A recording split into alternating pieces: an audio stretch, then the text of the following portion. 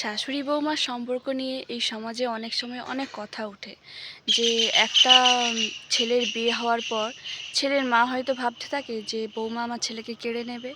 আবার বিয়ের পর একটা মেয়ে ভাবতে থাকে যে শাশুড়ি আমার কাছ থেকে আমার স্বামীকে কেড়ে নেবে। অনেক সময় অনেক দ্বন্দ্ব হয়, শাশুড়ি বৌমার একটা ঝামেলা লেগেই থাকে এবং শাশুড়ি প্রতিনিয়ত নিজেকে বৌমার সঙ্গে একটা প্রতিদ্বন্দ্বিতার সম্পর্ক তৈরি করে। তো সেই জায়গা থেকে সমাজে অনেকে অনেক কথা বলে। কেউ হয়তো বলে যে একটা মেয়ে যখন বাবার বাড়ি ছেড়ে আসে তাহলে একটা ছেলেরও উচিত সে তার বাবা মার কাছ থেকে সরে গিয়ে সেপারেশন থাকা, তাহলে শাশুড়ি বৌমার কোনো ঝগড়া হয় না। কিন্তু এটা কি আসলেই ঠিক? প্রত্যেকটা মা বাবাই কিন্তু আশা করে ছেলের বিয়ের পর একসঙ্গে থাকার। হয়তো সেপারেশনে থাকলে সেই ছেলেটি বা মেয়েটি একসঙ্গে তারা ভালো থাকবে, কিন্তু সেই ছেলের মা বাবার কি হবে? অনেক সময় অনেক প্রশ্ন দাঁড়ায়। তো অনেকে বলে যে মানিয়ে নিতে, কিন্তু আগেকার দিনে মেয়েরা মানিয়ে নিতে পারলেও এখনকার দিনে কি মেয়েরা মানিয়ে নিতে পারে? কখনোই পারে না।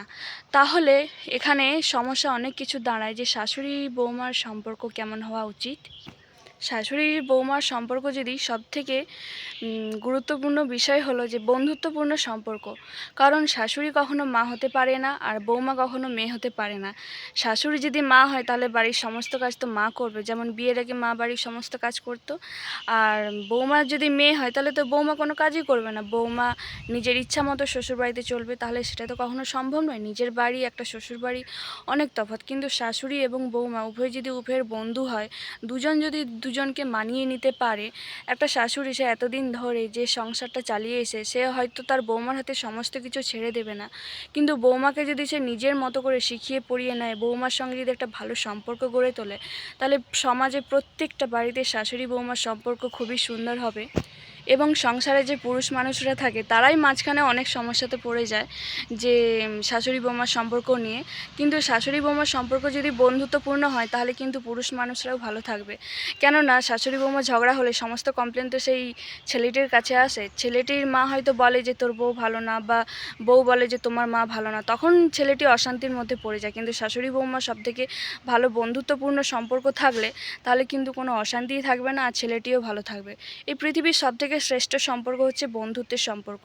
যখন একটা বৌমা প্রেগনেন্ট হয় তখন তার সেবা করার জন্য কিন্তু কেউ থাকে না শ্বশুরবাড়িতে। তা থাকে না বলাটা ভুল, কেউ করে না, তাকে কিন্তু বাপের বাড়িতেই যেতে হয়। কিন্তু তার প্রেগনেন্সি অবস্থায় তার শাশুড়ি যদি তার পাশে থাকে, তার সেবা যত্ন করে, তাহলে সেও কিন্তু তার শাশুড়ির বৃদ্ধাবস্থায় কিন্তু তার শাশুড়ির সেবা করবে। এটাই তো নিয়ম যে আমরা একে অপরের জন্য। কেউ কখনো নিজের সবটা দিয়ে সবাইকে দিয়ে যাবে আর সে কিছু পাবে না, এটা তো কখনো হতে পারে না। তাই পৃথিবীর প্রত্যেকটা শাশুড়ি বৌমা প্রতিনিয়ত যেন একে অপরের পাশে থাকার চেষ্টা করে।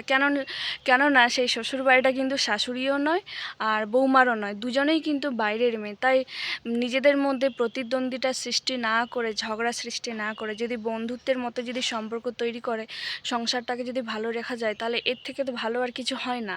আর এইভাবে যদি প্রতিটা এই সমাজে প্রতিটা বাড়িতেই যদি শাশুড়ি বৌমার সম্পর্কটা যদি বন্ধুর মতো হয়ে যায়, তাহলে তো আর কোনো সমস্যাই রইল না। আর যারা আমার ভিডিওটি দেখছো তাদেরকে আমি অবশ্যই আমার চ্যানেলটি সাবস্ক্রাইব করার জন্য বলবো। তার কারণ যদি তোমরা চ্যানেলটি সাবস্ক্রাইব করে রাখো তাহলে এইভাবে নিত্য নতুন আরও অনেক সতর্কতামূলক ভিডিও তোমরা পেতে থাকবে।